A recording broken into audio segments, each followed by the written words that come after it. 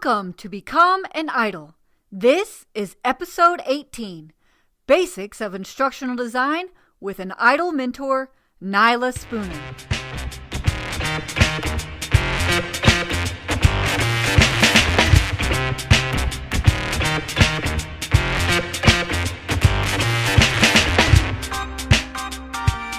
I'm Dr. Robin Sargent, owner of Idol Courses, and this is the place where newbies come to learn and veterans share their knowledge. In this episode, I'll be chatting with Nyla Spooner. She is an instructional designer and e-learning developer for a giant multinational corporation. She shares her wisdom and advice for new instructional designers, and she is on a mission to help 100 women of color in our field. This episode is what happens when two ID mentors get together. We chat, giggle, and teach. So stay tuned. I have here with me today Nyla Spooner, and I actually met Nyla through some second connection on LinkedIn. I think Kara North had posted on her post, and I was like, who's this Nyla Spooner? And I saw in her headline it said instructional designer and mentor and whatever else you have in your header. And I was like, oh, cool. So then I, of course, had to do a little snooping, and I was like, oh, she seems so neat. And then I saw that she really wants to help new instructional designers. So I was like, oh my gosh, well then our worlds must combine and we must help these new instructional designers together. So that is why I got to meet Nyla, and that is why she's on Become an Idol today. So Nyla, will you please introduce yourself in a real way? No, that was fantastic. What are you talking about? Hi, everyone. I'm really happy to be here today with Robin. Like she said, I'm Nyla, and I am an instructional designer. And we'll probably get a little deeper into it, but I launched a program where I want to help other instructional designers just by letting them pick my brain, not expecting anything in return. I just want to pay it forward and help people get started. And that's what I do. And as my job, I create e-learning courses for a pretty large oil and gas company in Houston, Texas. So that's a little bit about me. Okay, so my favorite first question is, how did you become an idol? Sure. So this is a long, interesting story, but I will give you guys the abridged version. I didn't know what instructional design was until I actually got into a master's program. So this wasn't a dream that I've had since I was a child, but I'm really glad I found out what it is through other means.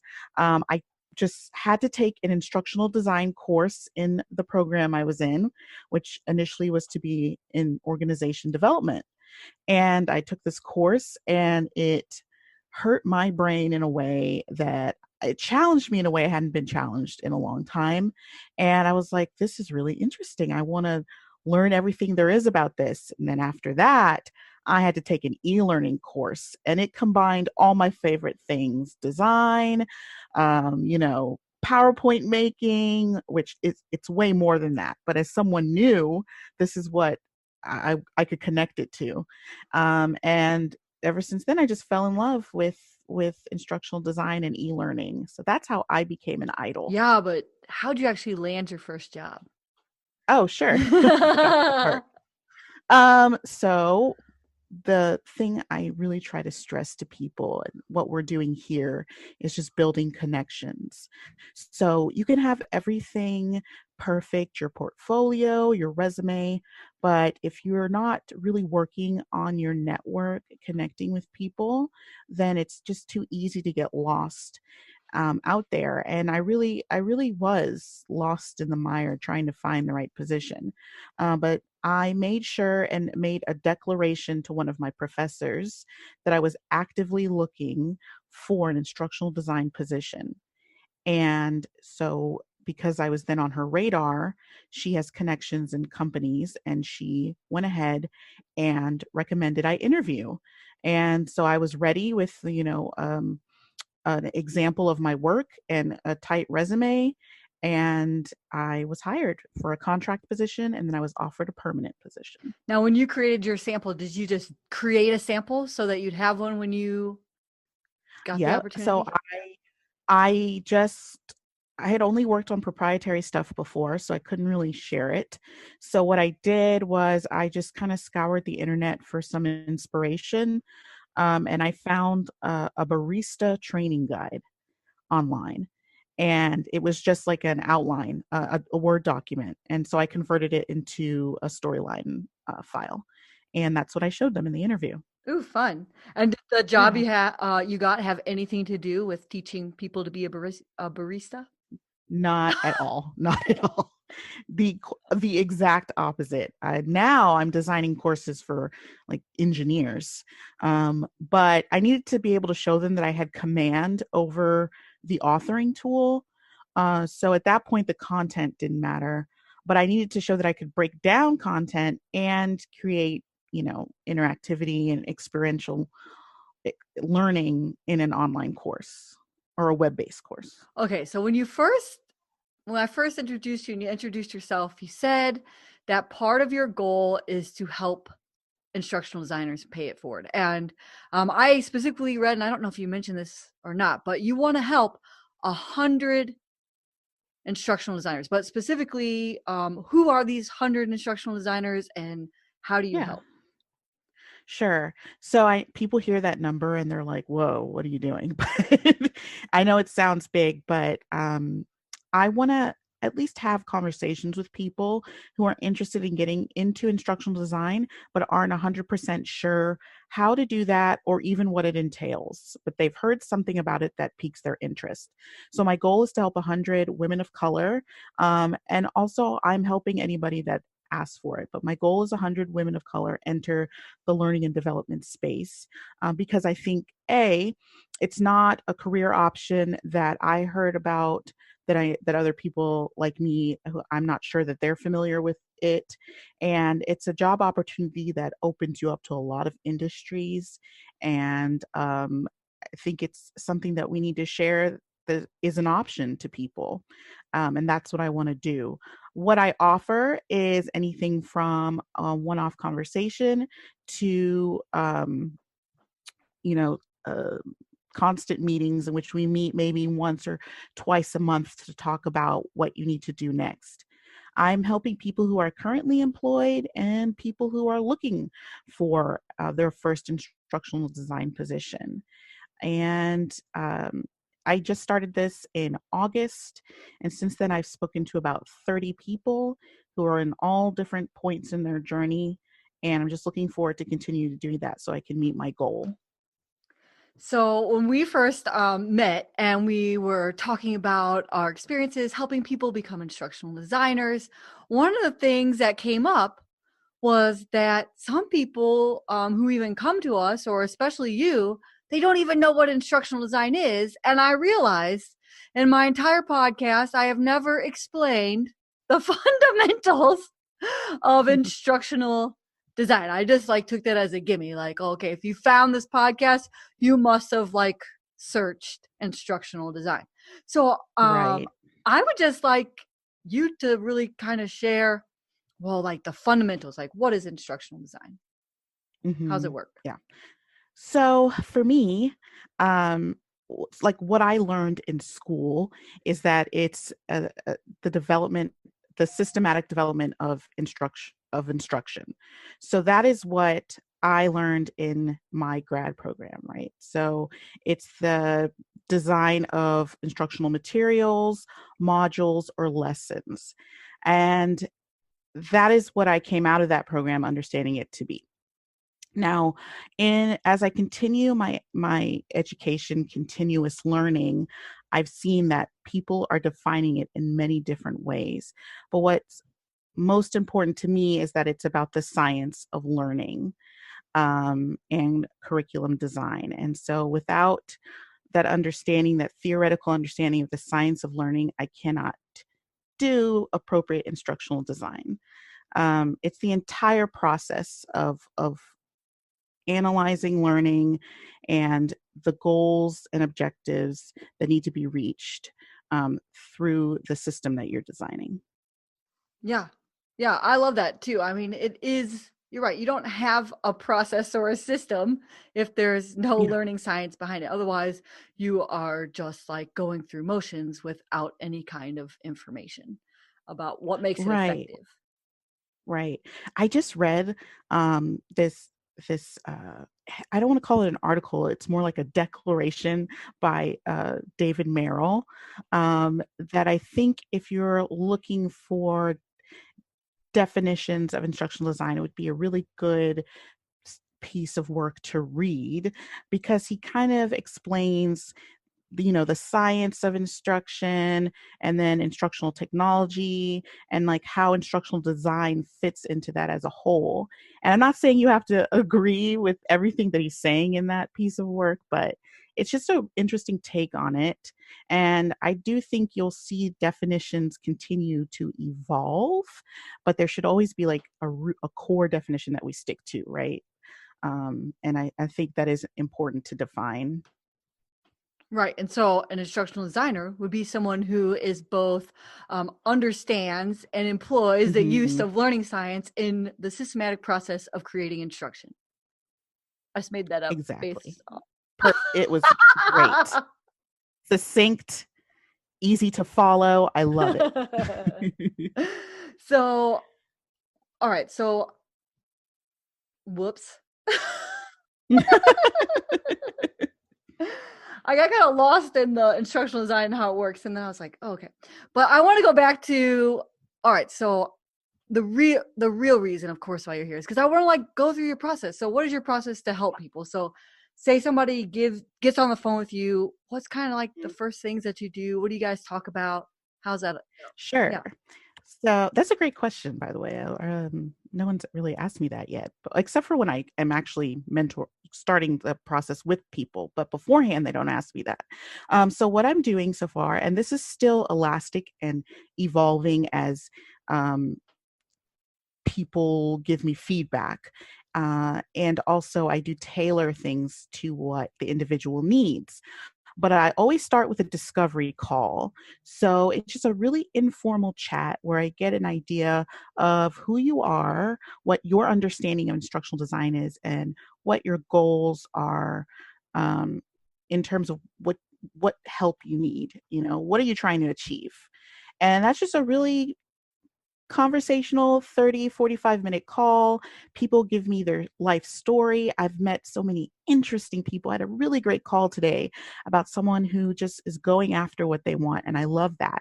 So once we have that discovery call, I then will send over a form where you can kind of just really take everything we talked about and put that into goals, objectives, and what you want from a mentor.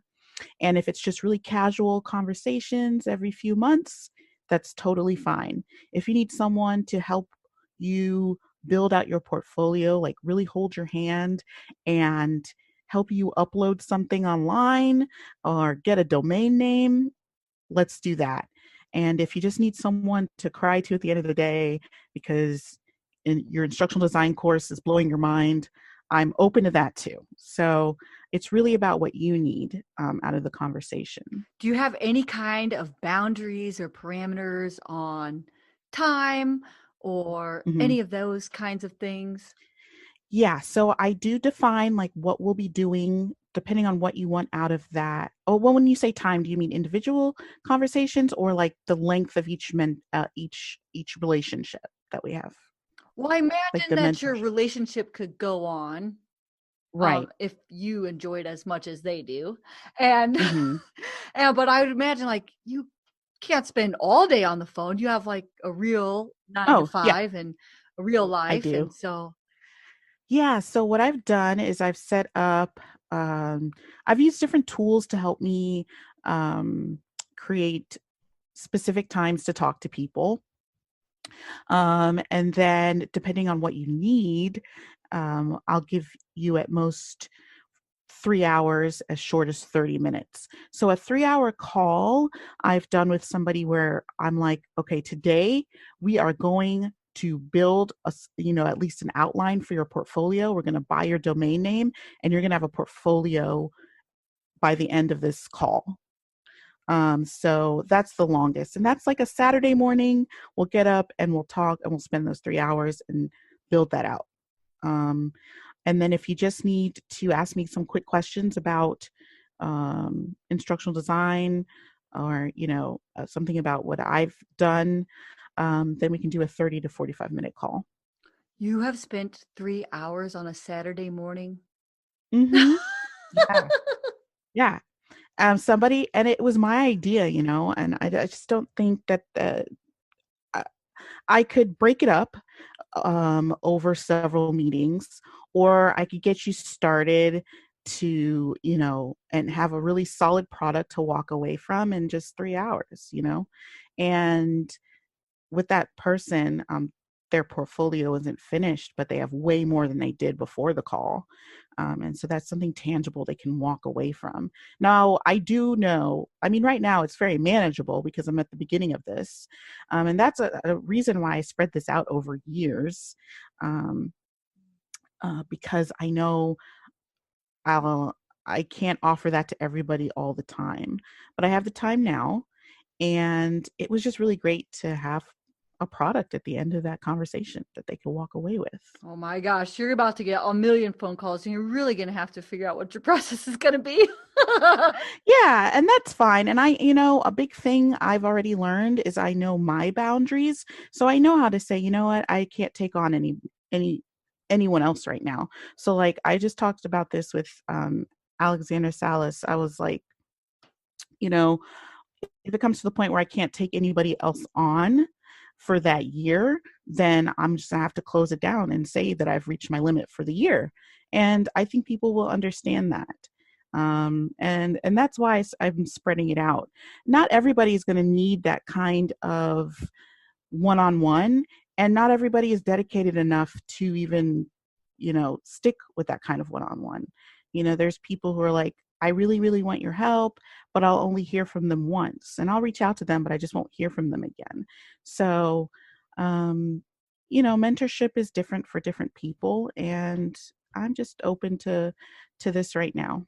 I love it. So it sounds like just based on the fact that you have a 3-hour call for it, that Mhm. the most important action might be them to set up their online portfolio. But is that the first thing that you tell new instructional designers to do that come and speak with you? What's like their first action item that you usually give them? That's definitely something that is different for everybody, especially like what they're wanting to do. So one person, they seem to just be having some trouble with like internal consulting in terms of dealing with clients. And so I recommended a book that really helped me in with consulting. And I'm like, that the first thing you should do is read this book. It sounds like you need a step-by-step framework for how to do this. And I think this book could help you. So with them, the first thing they needed to do was maybe buy that book.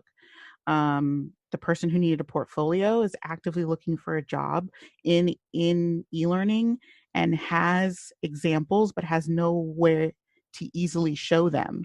So that was their biggest issue. And so we needed to build out that portfolio. The only thing stopping them was just not knowing the steps to do. And I could show that to them. So it really is different for everyone. Not everyone is going to be doing the same thing first. What's the most common action that you have given people to do? Did I tell them? To identify their instructional design philosophy. Because what that does, I think, is informs the kind of jobs that you should be looking for. Um, you know, do you want to spend all your time in front end analysis, or do you like the development part of it? And that's all about what you want to get out of being an instructional designer. And I think a lot of people don't know what that is. So that essentially is what I want people to do first, if they don't know that already. Oh my gosh, Nyla, my children are outside playing, and I don't know if you can hear. Oh, they fixed it. I thought I was gonna have to pause and Oh, like go like turn my car alarm off. I thought that was me. I thought that was I thought that was my neighborhood. I I was actually just like, sent I'll them just out. keep I talking. actually sent them out. Well, I can erase it because like I record on 2 different tracks. But I actually Hmm. sent them outside to go play so I could record the podcast. And then what are they even doing in my car? Okay, I'll have to cut that part off. At least it didn't interrupt. I'm glad that you were talking and not me during that part. Yeah, well, you're right about the instructional design philosophy because it is a very big difference between whether you want to work in higher education or Hmm. corporate.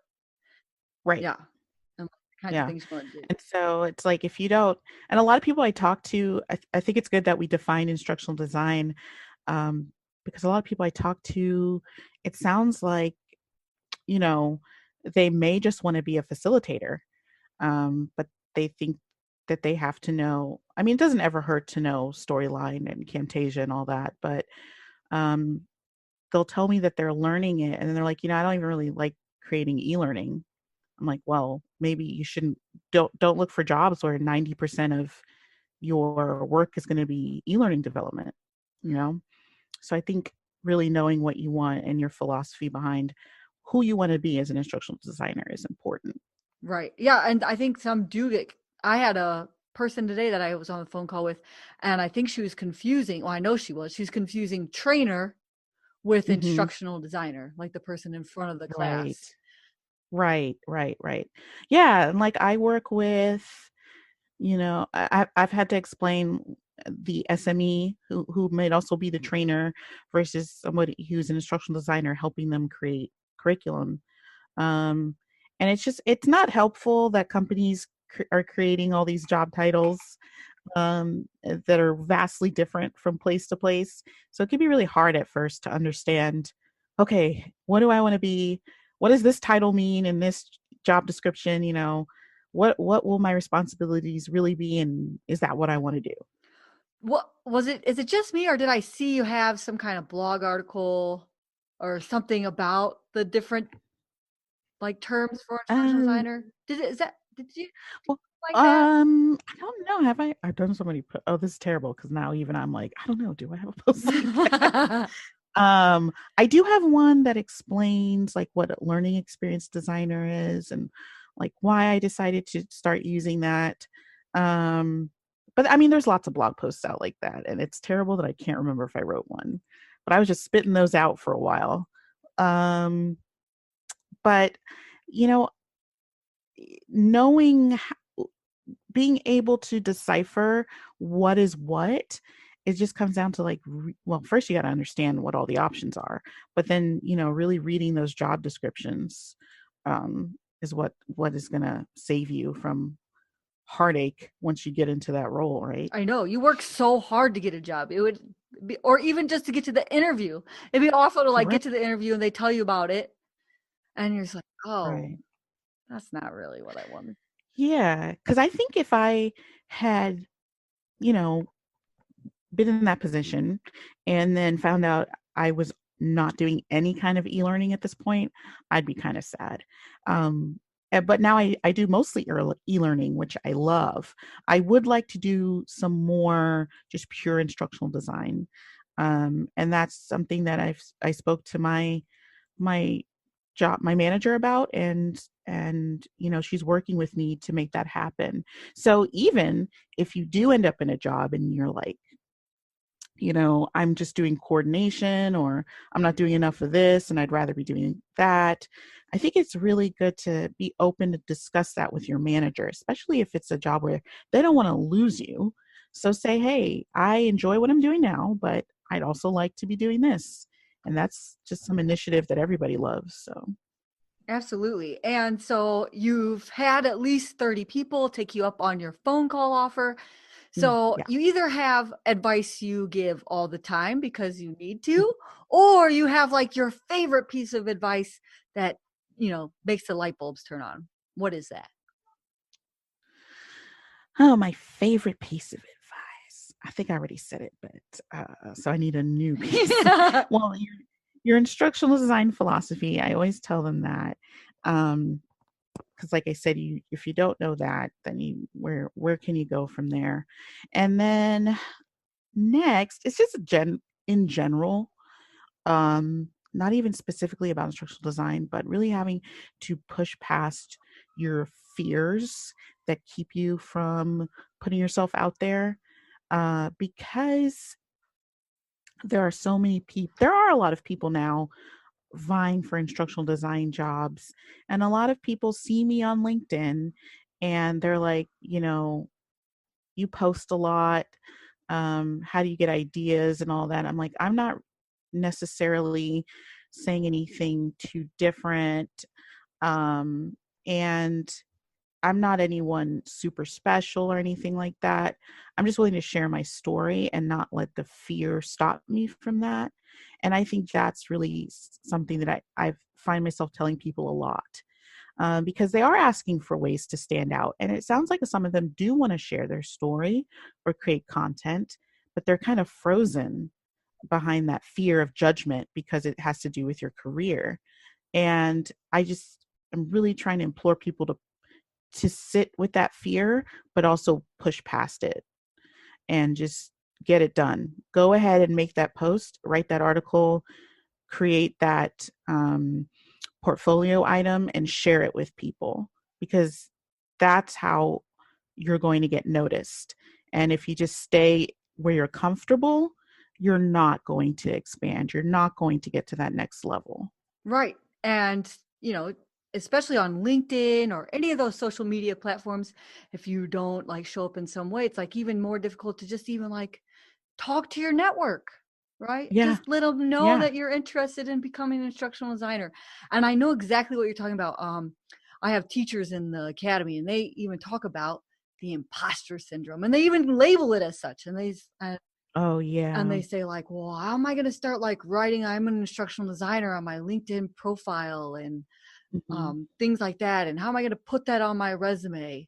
And it like blows my mind. They've been a teacher in the classroom creating lessons and assessments and analyzing their learners for 20 years, and they feel like Wow. an imposter as an instructional designer. Yeah, it's hard, and I understand that. And I've shared this before. Like, I'm someone who I get anxiety around posting and worrying about what other people will think, and posting it and deleting it or writing the same thing over and over again. But I just got tired of being kind of stagnant, and I just made a promise that I would be more intentional about a lot of things in my career and going forward. And that really helped me. And even people reaching out to me, for some of them, that's a really big step, even just having a conversation. I mean, I still get nervous when I talk to people who are asking me for help. So, because I want to make sure that I'm not saying anything wrong. I'm doing the best that I can. So we all have those insecurities. It's just like having to get past it. Just write it, click enter, throw your hands up in the air. You did it. And I remember I was talking to someone who had a lot of samples that they wanted to post on their portfolio. They just kept working on them. And I was like, post it. You can fix it. All the links working? But it was just that fear that it wasn't perfect. And they told me something. They said, I don't, I don't feel like I'm proficient. And I'm like, what is that? Maybe we need to define what that means to you, because you have built several courses here that you can share. She's like, well, I'm still new. And I'm like, but you're doing way more than a lot of people can do. So that you just really have to talk to yourself in a positive way and just do it.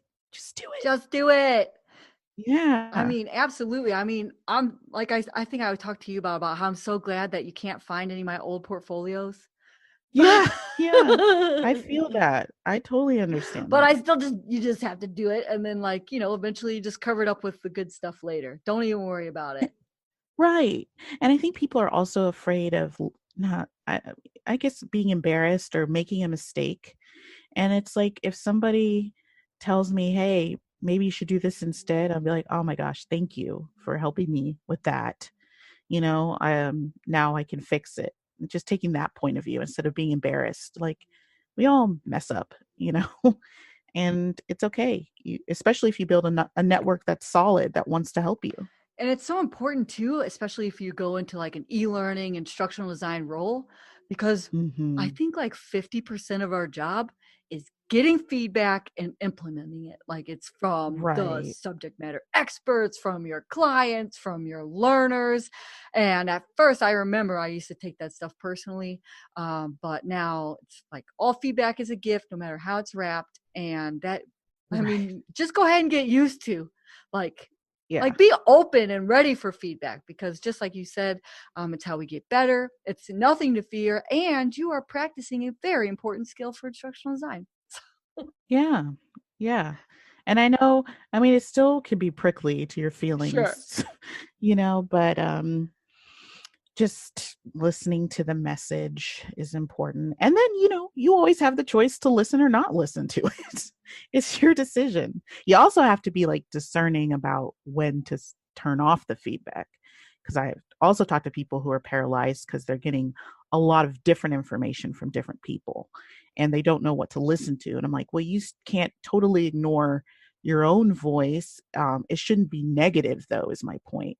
Like, what are you confident about? Like, have confidence in it, and if you can defend it, that's good too. Yeah. And I mean, that's a good point about, who are you getting feedback from too, right? Like Hmm. if that Yeah. person is not in a better position than you are, Exactly. then, maybe just brush that advice off your shoulder. Yeah. Exactly. Okay. So what is the type of feedback that you are getting from the Mhm. people after they have talked to you or had some sessions with you? What kind of things do they say?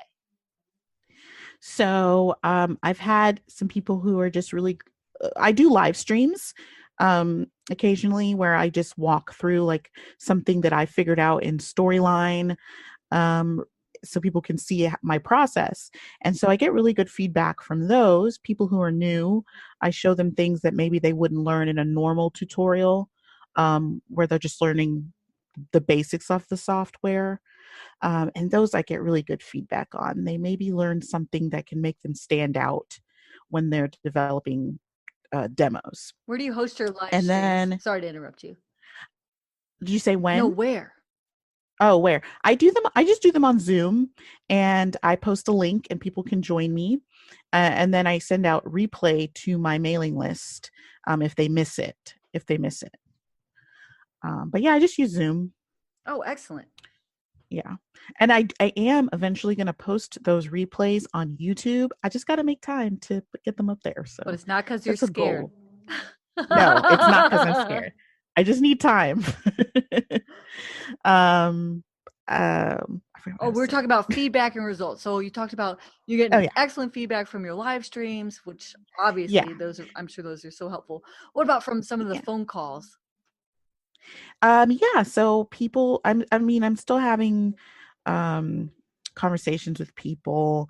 A lot of them have just said it was good to have someone to talk to bounce ideas off of.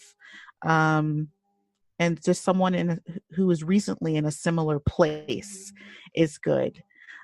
Today, the conversation I had this morning, they were just happy to hear that somebody wanted to offer mentorship. And she was someone who um, has way more experience than I do, but she's pivoting into kind of e-learning development.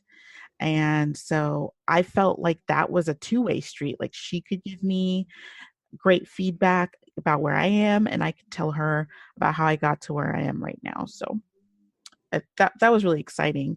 And then constructive feedback, even that I've gotten, um, like people wanted me to uh, be a little more structured in my live stream. So let me put the people wanted me to be a little more structured in my live stream. So that helped me create better content for people. And then, you know, people wanted me to write shorter newsletters with more helpful links. So that's something that I was able to do. So I've had great constructive feedback. They were also helping me just figure out, what works best so I can create a program that is effective. And I really appreciate that. So how do people find you, Nyla? I mean, I know how I found you through some random post on LinkedIn, but How can people go directly and get on your mailing list so they can catch your live streams and maybe book a call with Sure. you or connect with you on LinkedIn? Sure. So you can find me at nylalxd.com.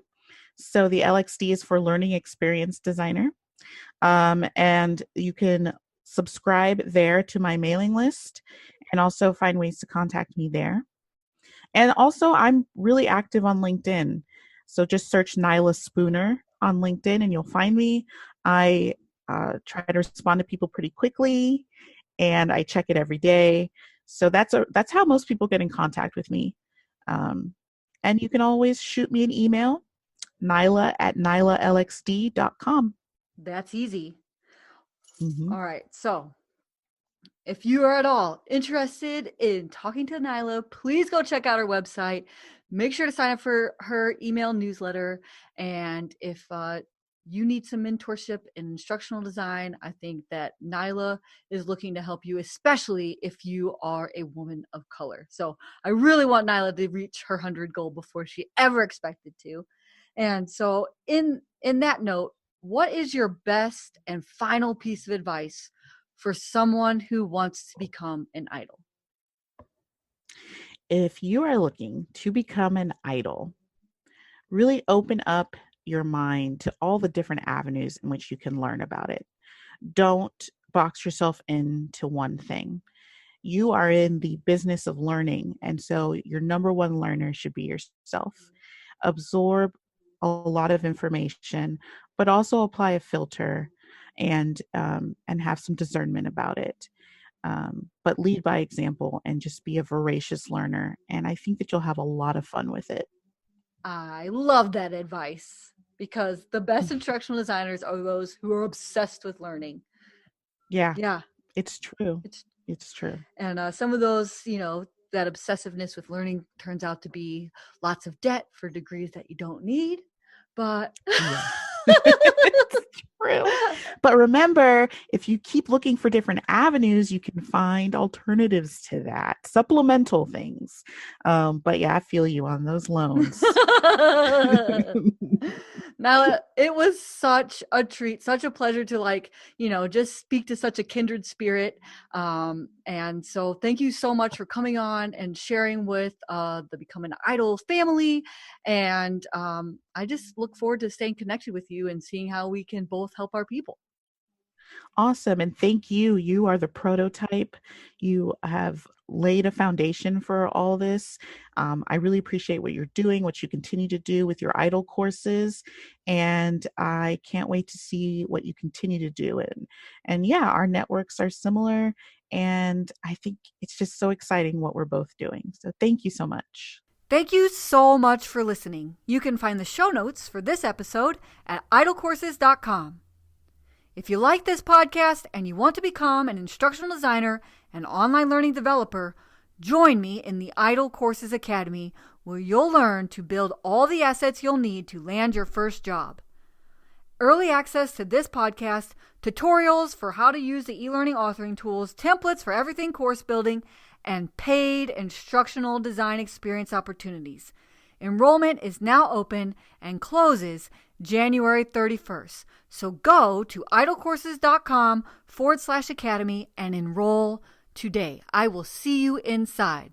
Now get out there and build transcendent courses.